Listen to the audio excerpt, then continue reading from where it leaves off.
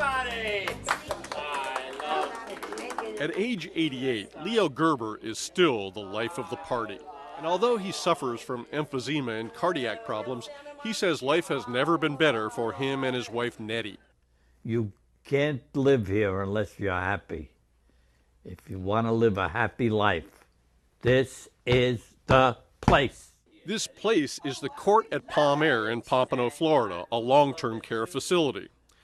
Although many associate long-term care only with nursing homes, it can also include being cared for at home by a health aide or a relative, an adult daycare program, or living in an alternate setting like an assisted living facility. Seniors reach the point of needing long-term care at different times, says Pernilla Ostberg, president and CEO of Matrix Home Care. Typically it's 70s, 80s.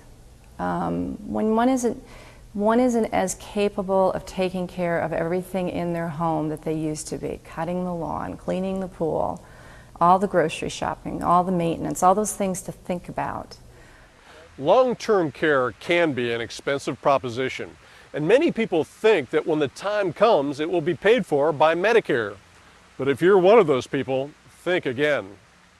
Medicare generally does not cover nursing home costs, with the exception being a rehabilitation stay. So sometimes people get a little confused to say, well, my grandmother went into a nursing home, Medicare covered it. Well, that was short-term for a month or two after she broke her hip. But for long-term chronic care in a nursing home, you're absolutely right, Medicare does not cover that. Medicare also does not cover many other long-term care costs, which can be daunting.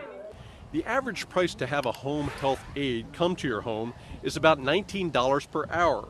Assisted living and nursing home care are far more expensive, says Emily Brandon of U.S. News and World Report. A private room in a nursing home is likely to cost about $76,000 a year. That's the national average. It varies from state to state, but that's about $209 a day for a nursing home. And finding a good long-term care facility on short notice may not be easy. For that reason, many people who expect to need long-term care at some point choose to live in a continuing care community, which guarantees them care at various levels, sometimes at no extra cost. Alan and Joy Turner went that route by moving into an apartment at one such community, La Posada in Palm Beach Gardens. To get in, they paid a lump sum of $500,000, 90% of which will eventually be returned to their estate. They also pay a monthly charge of $4,700 for their apartment, meals, and a variety of programs. Because Alan has Parkinson's disease, Joy Turner says it's worth the price.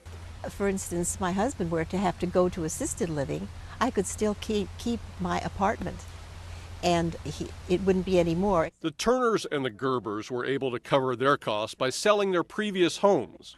But if a home sale does not generate enough cash, long-term care expenses can quickly deplete a person's retirement savings. Having long-term care insurance is one way to avoid that, but it's not cheap. And in our next segment, we'll see what you need to consider before buying a policy. Joe Collum, Nightly Business Report, Palm Beach Gardens, Florida. This series is made possible by a grant from the FINRA Investor Education Foundation.